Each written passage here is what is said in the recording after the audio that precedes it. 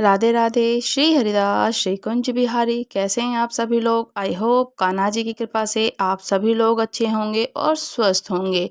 माघ मास महत्यम कथा अध्याय 26 मार्कंडेय जी के दीर्घ आयु होने की कथा और श्री रामचंद्र जी के लक्ष्मण और सीता जी के साथ पुष्कर में जाकर अपने पिता दशरथ जी का श्राद्ध करना, अजगंध शिव जी की स्तुति करके लौटना। तब भीष्म जी ने पूछा कि हे महामुनि, मार्कंडेय जी वहां भगवान श्री रामचंद्र जी को किस प्रकार उपदेश दिया था और किस समय और कैसे उनका समागम भी हुआ था? मार्कंडेय जी किसके पुत्र हैं और वे कैसे महान तपस्वी हुए? उनके इस नाम का क्या रहस्य है? तो हे महामुनि, इन सब बातों का यथार्थ रूप से वर्णन कीजिए। तब पुलस्त्य जी ने कहा कि राजन दिलीप, तुम्हें मार्कंडेय जी की जन्म की उत्तम कथा सुनाता हूँ। प्राचीन कल्प की बात है। मार्कंडू नाम से विख्यात एक मुनि थे जो महर्षि भृगु के पुत्र थे। वो महाभाग मुनि अपनी पत्नी के साथ वन में तपस्या कर रहे थे। वन में रहते समय ही उनके एक पुत्र उत्पन्न हुआ और धीरे धीरे उसकी अवस्था 5 वर्ष की हो गई। वह बालक होने पर भी गुणों में बहुत बढ़ा चढ़ा था। एक दिन जब वह बालक आंगन में घूम रहा था, किसी सिद्ध ज्ञानी के उसकी ओर देख लिया और बहुत देर तक ठहरकर उसके जीवन के विषय में विचार किया। बालक ने पिता से पूछा कि मेरे पुत्र की कितनी आयु है? तब मार्कंडू जी पूछते हैं अपने बच्चे के बारे में कि मेरे बालक की कितनी आयु है और मेरे पुत्र की कितनी आयु है, कृपया करके हे ऋषि मुझे आप ये बताइए। तो वो साधु संत बोलते हैं कि हे मुनीश्वर, विधाता ने तुम्हारे पुत्र की आयु जो निश्चित की है उसमें कुछ केवल 6 महीने और शेष रह गए हैं। मैंने ये सच्ची बात बताई है, इसके लिए आपको शोक नहीं करना चाहिए। उस सिद्ध ज्ञानी की बात सुनकर बालक के पिता मार्कंडू जी ने उसका उपनयन संस्कार कर दिया और कहा, बेटा तुम जिस किसी मुनि को देखो उन्हें प्रणाम करो। पिता के ऐसे कहने पर वह बालक अत्यंत हर्ष में भरकर सबको प्रणाम करने लगा। धीरे धीरे 5 महीने 25 दिन बीत गए थे। उसके पश्चात निर्मल स्वभाव वाले सप्तऋषि गण उस मार्ग से पधारे। बालक ने उन्हें देखकर उन सबको प्रणाम भी किया। सप्तऋषियों ने उस बालक को आयुष्मान भव सौम्य कहकर दीर्घायु होने का आशीर्वाद दे दिया। इतना कहने के बाद जब उन्होंने उसकी आयु पर विचार किया तब 5 ही दिन शेष रह गए थे। उन्हें बड़ा भय हुआ। वे उस बालक को लेकर ब्रह्मा जी के पास गए और उसे उनके सामने रखकर उन्होंने ब्रह्मा जी को प्रणाम किया और बालक ने भी ब्रह्मा जी के चरणों में मस्तक झुकाकर ब्रह्मा जी ने ऋषियों के समीप ही उसे चिरायु होने का सभी को सामने उन ऋषियों के समक्ष स्वयं ब्रह्मा जी ने चिरायु होने का आशीर्वाद दे दिया। पितामह का वचन सुनकर ऋषियों को बड़ी प्रसन्नता हुई। उसके पश्चात ब्रह्मा जी ने उनसे पूछा, तुम लोग किस काम से यहाँ आए हो? ये बालक कौन है बताओ। ऋषियों ने कहा, ये बालक मार्कंडू का पुत्र, इसकी आयु क्षीण हो गई है। इसका सबको प्रणाम करने का स्वभाव हो गया है। एक दिन तीर्थ यात्रा के प्रसंग में हम लोग उधर जा निकले और यह पृथ्वी पर घूम रहा था। हमने इसकी ओर देखा और इसने हम सब लोगों को प्रणाम किया। उस समय हम लोगों के मुख से बालक के प्रति ये वाक्य निकल गया कि चिरायु भवा पुत्र, यानी कि चिरंजीवी हो जाओ। आपने भी ऐसा ही कहा है, अतः देव आपके साथ हम लोग झूठे क्यों बने भला? तब ब्रह्मा जी ने कहा, ऋषियों, ये बालक मार्कंडेय आयु में मेरे समान होगा। ये कल्प के आदि और अंत में श्रेष्ठ मुनियों से घिरा हुआ सदा जीवित रहेगा। पुलस्त्य जी कहते हैं, इस प्रकार सप्त ऋषियों ने ब्रह्मा जी से वरदान दिलवाकर उस बालक को पुनः पृथ्वी तल पर भेज दिया और स्वयं तीर्थ यात्रा के लिए चले गए। उनके चले जाने पर मार्कंडेय जी अपने घर आए और पिता से इस प्रकार से बोलते हैं कि पिताजी, मुझे ब्रह्मवादी मुनि लोग ब्रह्मलोक में ले गए। ब्रह्मलोक में ले गए थे तो वहाँ ब्रह्मा जी ने मुझे दीर्घायु बना दिया, दीर्घायु होने का आशीर्वाद दिया है। इसके बाद ऋषियों ने बहुत से वरदान देकर मुझे यहाँ भेज दिया। अतः आपके लिए जो चिंता का कारण था अब दूर हो गया। मैं लोककर्ता ब्रह्मा जी की कृपा से कल्प के आदि और अंत में आगे आने वाले कल्प में भी जीवित ही रहूंगा। इस पृथ्वी पर पुष्कर तीर्थ ब्रह्मलोक के सम्मान है, अब मैं वहीं जाऊंगा। मार्कंडेय जी के वचन सुनकर मुनि श्रेष्ठ मार्कंडेय जी को बड़ा ही हर्ष हुआ। वे एक क्षण तक चुपचाप आनंद की सांस लेते रहे। इसके बाद मन के द्वारा धैर्य धारण कर इस प्रकार से बोले, बेटा, आज मेरा जन्म सफल हो गया। आज ही मेरा जीवन धन्य हुआ है, क्योंकि तुम्हें संपूर्ण जगत की सृष्टि करने वाले भगवान ब्रह्मा जी का दर्शन प्राप्त हुआ। तुम जैसे वंशधर पुत्र को पाकर वास्तव में मैं ही पुत्रवान हो गया हूँ। वत्स बेटा, जाओ पुष्कर में विराजमान देवेश्वर ब्रह्मा जी का दर्शन करो। जगदीश्वर का दर्शन कर लेने पर मनुष्य को बुढ़ापा और मृत्यु के द्वारा मृत्यु को नहीं देखना पड़ता। उन्हें सभी प्रकार के सुख प्राप्त होते हैं। उनका तप और ऐश्वर्य भी अक्षय हो जाता है। जिस कार्य को मैं भी ना कर सका मेरे किसी कर्म से, जिसकी सिद्धि ना हो सकी, उसे तुमने बिना यत्न के ही सिद्ध कर लिया है। सबके प्राण लेने वाली मृत्यु को भी जीत लिया। दूसरा कोई मनुष्य इस पृथ्वी पर तुम्हारी समानता नहीं कर सकता। 5 वर्ष की अवस्था में ही तुमने मुझे पूर्ण संतुष्ट कर दिया। मेरे वरदान के प्रभाव से तुम चिरंजीवी महात्माओं के आदर्श माने जाओगे। तनिक भी कोई संदेह नहीं है। मेरा तो ऐसा आशीर्वाद है जो तुम्हारे लिए सब लोग भी यही कहते हैं कि तुम अपनी इच्छा के अनुसार उत्तम लोकों में जाओगे। पुलस्त्य जी कहते हैं कि ऋषियों और गुरुजनों का अनुग्रह प्राप्त करके मार्कंडो नंदन मार्कंडेय जी पुष्कर तीर्थ में जाकर एक आश्रम स्थापित करके रहने लगे, जो मार्कंडेय जी के आश्रम के नाम से प्रसिद्ध है।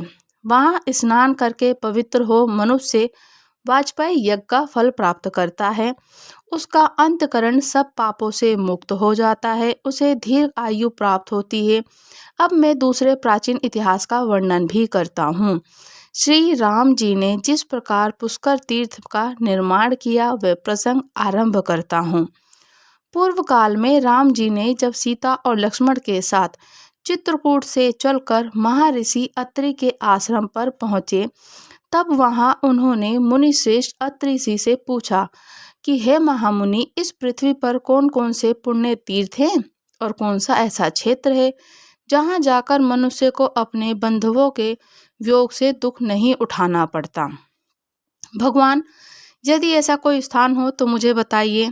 तब महर्षि अत्रि बोलते हैं कि हे रघुवंश का विस्तार करने वाले वत्स श्री राम, तुमने बड़ा उत्तम प्रश्न किया है। मेरे पिता ब्रह्मा जी के द्वारा निर्मित एक उत्तम तीर्थ है जो पुष्कर के नाम से विख्यात है। वहाँ 2 प्रसिद्ध पर्वत हैं जिन्हें मर्यादा पर्वत और यज्ञ पर्वत भी कहते हैं। उन दोनों के बीच में 3 कुंड हैं जिनके नाम ज्येष्ठ पुष्कर, मध्य पुष्कर और कनिष्ठ पुष्कर हैं। यहाँ जाकर अपने पिता दशरथ जी का तुम श्राद्ध करो, उनको पिंडदान से तृप्त करो। वह तीर्थों में श्रेष्ठ तीर्थ और क्षेत्रों में उत्तम क्षेत्र है। हे रघुनंदन, यहाँ अवियोगा नाम की एक चौकोर बावली भी है। एक दूसरा जल से युक्त कुआं है जिसे सौभाग्य कर्प कहते हैं। वहाँ पर पिंडदान करने से पितरों की मुक्ति हो जाती है। वह तीर्थ प्रलय प्रतन तक रहता है, ऐसा पितामह का कथन है। तब पुलस्त्य जी कहते हैं, बहुत अच्छा कहकर श्री राम जी ने पुष्कर जाने का विचार किया। वे त्रचावन पर्वत, विदिशा नगरी, चर्मणवती नदी को पार करके यज्ञ पर्वत के पास जा पहुँचे।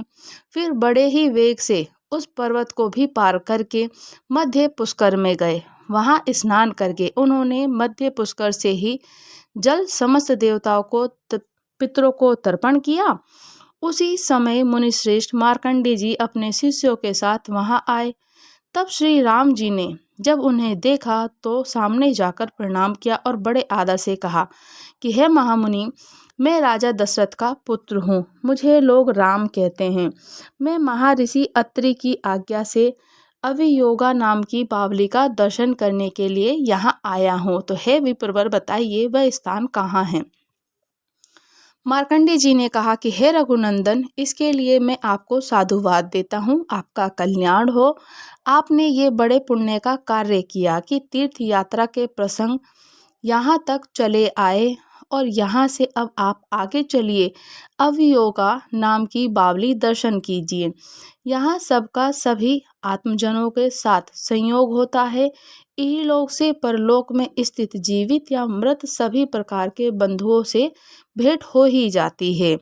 तो हे मुनिश्रेष्ठ, मार्कंडेय जी के वचन सुनकर श्री राम जी महाराज दशरथ, भरत, शत्रुघ्न माताओं के साथ अन्य पुरनवासी अपने समस्त को स्मरण करते हुए इस प्रकार सबका चिंतन करते करते उन्हें संध्या हो गई कि हे रघुनाथ जी, मुनियों के साथ सायंकाल का संध्योपासना करी। रघुनाथ जी ने उसके पश्चात रात्रि भाई और पत्नी के साथ वहां पर शयन किया। जब रात्रि का अंतिम पहर व्यतीत होने था, तब रघुनाथ जी ने स्वप्न में देखा कि पिताजी संबंधियों के साथ अयोध्या में विराजमान हैं। उन्हें वैवाहिक मंगल कार्य समाप्त करके बहुत से बंधु बांधवों के साथ ऋषियों से घिरे हुए बैठे हैं। साथ में पत्नी सीता भी मौजूद हैं। लक्ष्मण और सीता ने भी इसी रूप में रघुनंदन जी को देखा। सवेरा होने पर उन्होंने मुनियों से सारी बात निवेदन की, जिसे सुनकर ऋषियों ने कहा कि हे रघुनंदन, ये स्वप्न सत्य है, परंतु पुरुष का जब स्वप्न में दर्शन होता है तो उसके लिए श्राद्ध करना आवश्यक माना जाता है। संतान के अभ्युदय की कामना करने वाले, अन्न चाहने वाले पितृ ही भक्त संतान को स्वप्न में दर्शन देते हैं। आपको पिता से तो वियोग था ही, माता और भरत के साथ भी 14 वर्ष तक वियोग रहेगा। अब आप राजा दशरथ जी का प्रारब्ध और श्राद्ध कीजिए। ये ऋषि महर्षि आपके एक और आपके शुभ कार्य में सहयोग देने के लिए प्रस्तुत हैं। मैं मार्कंडेय जी, जमदग्नि, भारद्वाज, लोमस, देवरात और समिक के ये 6 श्रेष्ठ दिन श्राद्ध उपस्थित होंगे। आप केवल सामान जुटाइए। श्राद्ध में प्रधान वस्तु तो है ही, जैसे कि इंगुदी, लिसोड़े की खली, बैर, आंवले, इनके साथ पके हुए बैल, भांति भांति के मूल होने चाहिए। और इन सब वस्तुओं को श्राद्ध संबंधी दानों के द्वारा आप ब्राह्मणों को तृप्त कीजिए। पुष्कर वन में जाकर जो नियम पूर्वक रहता है, नियमित आहार करता है, पितरों को तृप्त करता है, उसे अश्वमेध यज्ञ का फल प्राप्त होता है। श्री राम आपकी श्रद्धा की और आपकी श्राद्ध की सामग्री जो है एकत्रित कर लेते हैं। आप लोग हम लोगों को स्नान करने के लिए ज्येष्ठ पुष्कर में जा रहे हैं।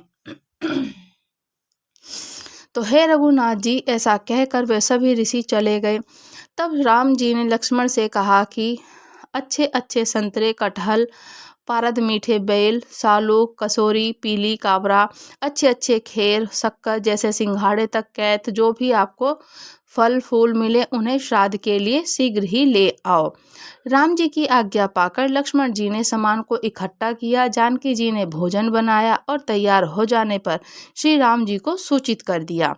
श्री राम जी अवियोगा नाम की बावली में स्नान करके मुनियों के आगमन की प्रतीक्षा करने लगे।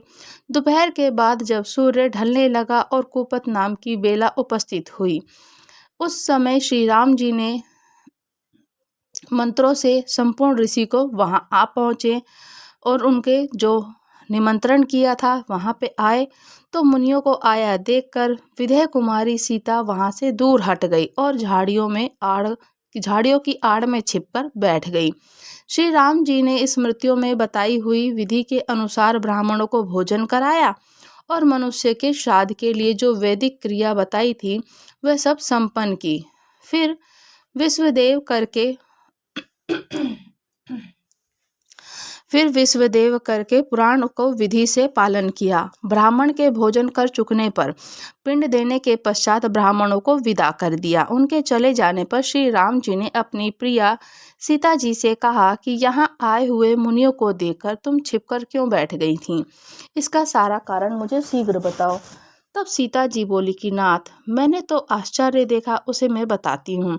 आपके द्वारा नाम उच्चारण होते ही स्वर्गीय महाराज यहाँ आकर उपस्थित हो गए थे।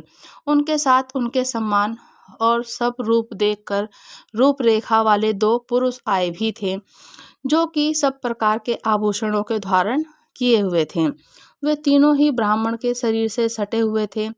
और रघुनंदन, ब्राह्मणों के अंगों में मुझे पितरों के दर्शन हुए। उन्हें देखकर मैं लज्जा के मारे आपके पास से हट गई, इसलिए आपने अकेले ही ब्राह्मणों को भोजन कराया, विधि पूर्वक श्राद्ध की क्रिया की। मैं स्वर्गीय महाराज जी के सामने कैसे खड़ी होती? ये आपसे मैंने सच्ची बात कही। तब पुलस्त्य जी कहते हैं, ये सुनकर श्री रघुनाथ जी बहुत प्रसन्न हुए और प्रिय वचन बोलने वाली सीता जी को बड़े आदर के साथ हृदय से लगा लिया। राम और लक्ष्मण जी दोनों वीरों ने भोजन भी कर लिया। उनके बाद जानकी जी ने स्वयं भोजन किया। इस प्रकार से दोनों भाई और सीता जी ने वह रात वहीं बिताई। दूसरे दिन सूर्योदय होने पर सबने जाने का निश्चय किया। राम जी ने पश्चिम की ओर चले और एक कोस चलकर ज्येष्ठ पुष्कर के पास जा पहुँचे। रघुनाथ जी ज्यों ही जाकर पुष्कर के पूर्व में खड़े हुए, त्यों ही उन्हें देवदूत कहे हुए वचन सुनाई देते हैं कि हे रघुनंदन, आपका कल्याण हो। ये तीर्थ अत्यंत दुर्लभ है।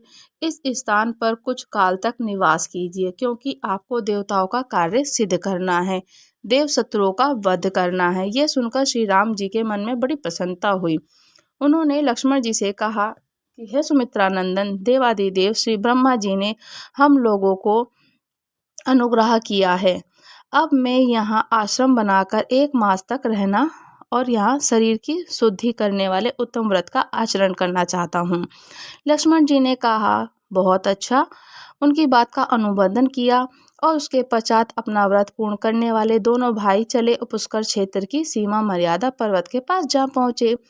वहाँ देवताओं के स्वामी पिनाकधारी देवादिदेव महादेव जी का स्थान है। वो वहाँ अवगंधक के नाम से प्रसिद्ध थे। श्री राम जी ने वहां जाकर त्रिनेत्रधारी भगवान उमानाथ जी को साष्टांग दंडवत प्रणाम किया। उनके दर्शन से श्री राम रघुनाथ जी विग्रह में रोमांच हो आया। वे सात्विक भाव से स्थित हो गए और उन्होंने देवेश्वर भगवान शिव जी को जगत का कारण समझा और विनम्र भाव से स्थित होकर उनकी स्तुति करने लगे। स्तुति करके कहते हैं कि आप ही इस जगत के कर्ता धर्ता हैं, आप ही इस जगत के संचारक हैं, आप ही इस संसार को चलाने वाले हैं। आकाश से गिरती हुई गंगा जी को जो स्वच्छ, सुंदर और चंचल जल राशि से युक्त ऊंची ऊंची लहरों से उल्सित होने के कारण भयंकर जान पड़ती थी, उन्होंने हिलते हुए फूलों से सुशोभित माला की भांति सहसा अपने मस्तक पर गंगा जी को धारण किया। तो उन शरणदाता भगवान शंकर जी की मैं शरण लेता हूँ। आकाश से जो गंगा जी स्वच्छ और सुंदर चंचल जल राशि से युक्त ऊंची लहरों से गिरती है, तो मैं आपकी शरण लेता हूँ। और फूलों की तरह आपने उन्हें मस्तक पर धारण किया है। कैलाश पर्वत के शिखर के सामने ऊंचे शरीर वाले 10 मुख रावण के द्वारा हिलाई जाती है और कैलाशगिरी चोटी को जिन्होंने अपने चरण कमलों से ताल देकर स्थिर कर दिया था, तो उन शरणदाता भगवान शंकर जी की मैं शरण लेता हूँ, जिन्होंने अनेकों बार दैत्यों को युद्ध में परास्त किया है और विद्याधर नागगण फल मूल आहार करने वाले संपूर्ण मुनिवरों को उत्तम वर दिए हैं। भगवान शंकर जी, मैं आपकी शरण लेता हूँ, जिन्होंने दक्ष यज्ञ का भस्म करके भग और देवता की आंखें फोड़ डाली, प्रशा सारे दांत गिरा डाले, वज्र सहित देवराज इंद्र के हाथ से भी स्तंभित कर दिया, जड़वत निश्चेत बना दिया। आपकी ही शरण लेता हूँ, जो पाप कर्म में निरंतर विषाक्त रहता है। उत्तम ज्ञान, उत्तम कुल, उत्तम शास्त्र, उत्तम ज्ञान, उत्तम गुणों का भी अभाव है। ऐसे पुरुष भी जिनकी शरण में जाने से सुखी हो जाते हैं, तो मैं आपकी शरण लेता हूँ। जो तेज में करोड़ों चंद्रमा और सूर्यों के समान, जिन्होंने बड़े बड़े देवता और दानवों को भी दिल दहला देने वाली कालकूट नामक भयंकर विष का पान किया। आप ही प्रचंड और वेगशाली शरणदाता, मैं आपकी शरण लेता हूँ। जिन भगवान महेश्वर ने कार्तिकेय जी के साथ ब्रह्म, इंद्र और रुद्र मेरुदंड को अनेकों बार वर दिए हैं, तो नंदी का मृत्यु के मुख से उद्धार किया और मैं आपकी शरण लेता हूँ। जो दूसरों के लिए मन से भी अगम्य है, महर्षि भृगु ने हिमालय पर्वत के निकुंज में होम का धुआं पीकर कठोर तपस्या के द्वारा जिनकी आराधना की थी, जिन महात्मा ने भृगु उनकी तपस्या से प्रसन्न होकर संजीवनी विद्या प्रदान की थी, मैं आपकी शरण में हूँ। हाथी, बिल्ली आदि और मुख कीर्ति वाले दक्ष यज्ञ का विनाश करने वाले अनेक प्रकार के महाबली गणों के द्वारा जिनकी निरंतर पूजा होती है, लोकपाल सहित देवगण भी जिनकी आराधना किया करते हैं, मैं आपकी शरण में हूँ। जिन भगवान ने अपनी क्रीड़ा के लिए अनेकों नदियाँ, पक्षी, वृक्ष से सुशोभित ब्रह्मा जी से अधिष्ठी सातों भुवनों की याचना की है, जिन्होंने संपूर्ण लोकों को अपने पुण्य पर भी प्रतिष्ठित किया है, मैं आपकी शरण में हूँ। है संपूर्ण विश्व सदा जिनकी आज्ञा के अधीन है, जल, अग्नि, यजमान, सूर्य, चंद्रमा, आकाश, वायु, पृथ्वी और प्राकृतिक 8 विग्रहों से समस्त लोकों का उपभोग करते हैं, जो बड़े से बड़े कारण तत्वों भी महाकारण है, मैं आपकी शरण में हूँ। जो अपने श्री विग्रह को हिम और भस्म से विभूषित कर शंख, चंद्रमा, कुंदक के समान श्वेतस और वृषभ श्रेष्ठ नंदी पर सवार होकर गिरिराज किशोरी उमा के साथ आकाश से विचरते हैं, मैं आपकी शरण में हूँ। यमराज की आज्ञा पालन में लगे रहने पर भी जिन्हें वे भयंकर यमदूत पकड़कर लिए जा रहे थे, तो भक्ति से विनम्र होकर स्तुति कर रहे थे उन शांत मुनि की, जिन्होंने बलपूर्वक यमदूतों से रक्षा की, मैं आपकी शरण में हूँ। जिन्होंने समस्त देवताओं के सामने ही ब्रह्मा जी के उस 5वें मस्तक को, जो नवीन कमल के समान शोभा पा रहा था, तो आपने बाएं हाथ के नख से बलपूर्वक काट डाला था, तो मैं आपकी शरण में हूँ। जिन वरदायक भगवान के चरणों में भक्ति पूर्वक प्रणाम करके आलस्य रहित निर्मल वाणी के द्वारा जिनकी स्तुति करके सूर्यदेव अपनी उद्दीप्त किरणों से जगत का अंधकार दूर करते हैं, मैं आपकी शरण में हूँ। तब पुलस्त्य जी कहते हैं, रघुनाथ जी ने इस प्रकार से उनकी स्तुति की और स्तुति करके हाथ में त्रिशूल धारण करने वाले वृषभ ध्वज भगवान शंकर जी ने संतुष्ट होकर हर्ष भरकर कहा कि हे रघुनंदन, आपका कल्याण हो, मैं आपके ऊपर बहुत संतुष्ट हूँ। आपने विमल वंश में अवतार लिया है, आप जगत के वंदनीय हैं। मानव शरीर में प्रकट होने पर भी वास्तव में आप देव स्वरूप हैं। आप जैसे रक्षक के द्वारा सुरक्षित हो देवता अनंत वर्षों तक सुखी रहेंगे, चिरकाल तक उनकी बुद्धि और वृद्धि होती रहेगी। 14 वर्ष बीतने पर जब आप अयोध्या लौट जाएंगे, तो उस समय इस पृथ्वी पर रहने वाले जो मनुष्य आपका दर्शन करेंगे, वे सभी सुखी होंगे और उन्हें अक्षय स्वर्ग का निवास प्राप्त होगा। आप देवताओं को महान कार्य करके पुनः अयोध्यापुरी को लौट जाइए। यह सुनकर श्री रघुनाथ जी ने शंकर जी को प्रणाम किया और प्रणाम करके शीघ्र ही वहां से चल दिए। इंद्रमार्गा नदी के पास पहुंचकर उन्होंने अपनी जटा बांधी। फिर सब लोग महानदी नर्मदा जी के तट पर गए। वहां श्री रामचंद्र जी ने लक्ष्मण और सीता मैया जी के साथ स्नान किया। नर्मदा के जल से देवता और अपने पितरों को तर्पण किया। इसके बाद उन दोनों भाइयों ने एकाग्र मन से भगवान सूर्य और अन्य देवताओं को बारंबार प्रणाम कर मस्तक झुकाया। जैसे भगवान शंकर जी पार्वती और कार्तिकेय जी के साथ स्नान करके शोभा पाते हैं, तो उसी प्रकार से श्री राम जी, लक्ष्मण जी और सीता जी के साथ में नर्मदा में नहाकर राम जी ने वहां पर सुशोभित किया और शोभा पाई। माघ मास महात्म्यम अध्याय 26 समाप्त हुआ। राधे राधे। श्री हरिदास, श्री कुंज बिहारी। अगर आप लोग हमारे चैनल पर नए हैं तो चैनल को लाइक, शेयर, सब्सक्राइब करना बिल्कुल ना भूलें और मुझे कमेंट्स करके ज़रूर बताइएगा कि आपको कथा कैसी लगी। राधे राधे। श्री हरिदास।